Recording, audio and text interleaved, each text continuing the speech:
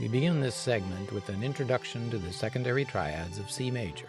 At the end of the segment, you, the student, will receive an assignment to transpose everything from C major to all the other major keys. You will also have to practice playing everything on a piano keyboard, as well as singing up and down each triad with your voice in solfege. That said, let's revisit the realm of C major. First, practice playing the 7 scale triads shown here, up and down your piano keyboard with each hand.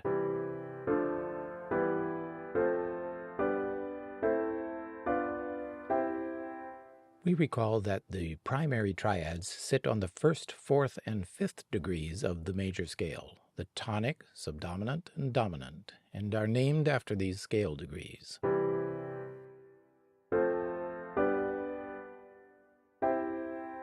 That was a review. A secondary set of triads is built on the 2nd, 3rd, 6th, and 7th degrees of the C major scale. Someone sometime must have seconded the motion to name this second group of triads the secondary triads, so we're stuck with them.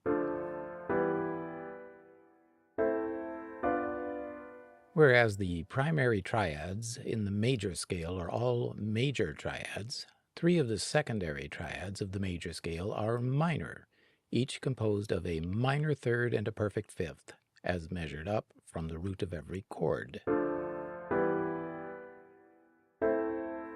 with one variation.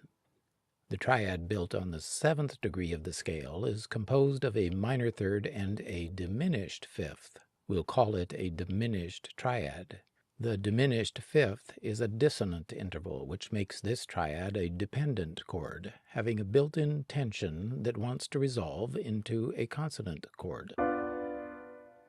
We mark each secondary triad with a lowercase Roman numeral below the bass note to represent the minor third of the chord.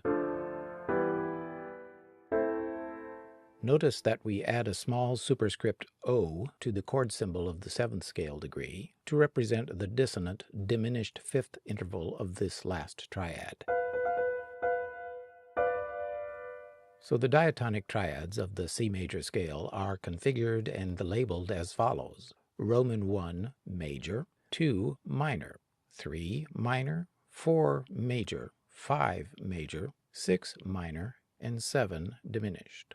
Copy and memorize these configurations and labels. Play and sing them as well.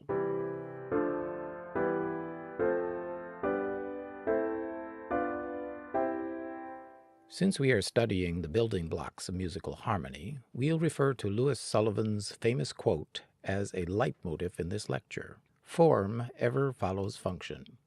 According to Louis Sullivan, a pioneering architect of the 20th century, it is function that ought to play a vital role in the organic development of the structure or form of a building.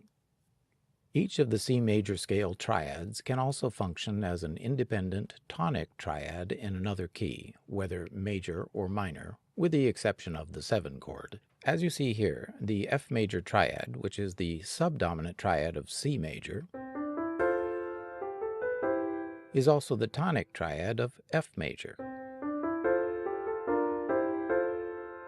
And the dominant triad of C major, which is a G major triad, can also function as the tonic triad in the key of G major.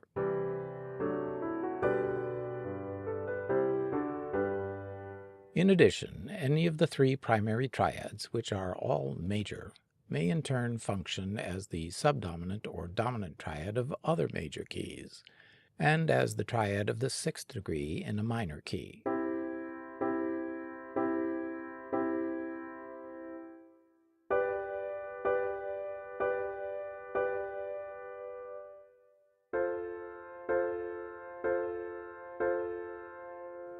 Upcoming talks will delve into minor scale harmony.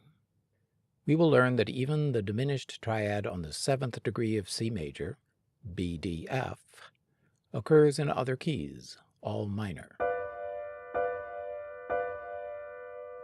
The diminished triad does not function as an independent chord, however, due to the dissonance of its 5th interval. To summarize the theory, a triad or chord takes its function from the key in which it occurs, and we indicate this function with the Roman numeral. To illustrate with an example, when we are in the key of C major, the triad EGB does not function as the tonic chord of E minor, but as the 3 chord of C major. Its solfege equivalent is thus Mi Sol Ti. The E in that minor triad does not function as the central tone of the key, which is C major. The note C is the do or tonic of C major, so all the scale tones and triads, including that E minor triad sitting on the 3rd scale degree, must revolve around the gravitational pull of the tonic, C. The cadence, whether authentic or plagal, falls to the C chord.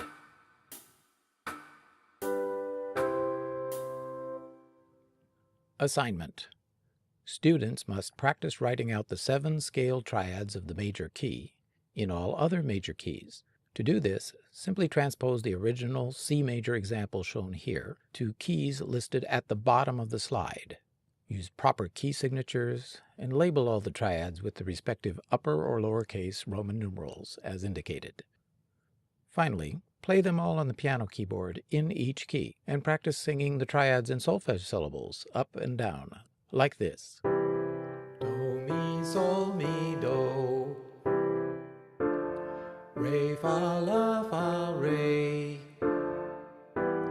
Mi, sol, ti, sol, mi. And so on through all the triads of each key. That's it for now. Soon we will start to learn how to connect all these triads together with proper voice leading, expanding on what we already know about the 1, 4, and 5 chords. Be sure to like, subscribe, and share this video, and post a comment if you require clarification on any of the information presented today. You may also suggest a topic for a future video. Thank you for watching. Here is food for thought.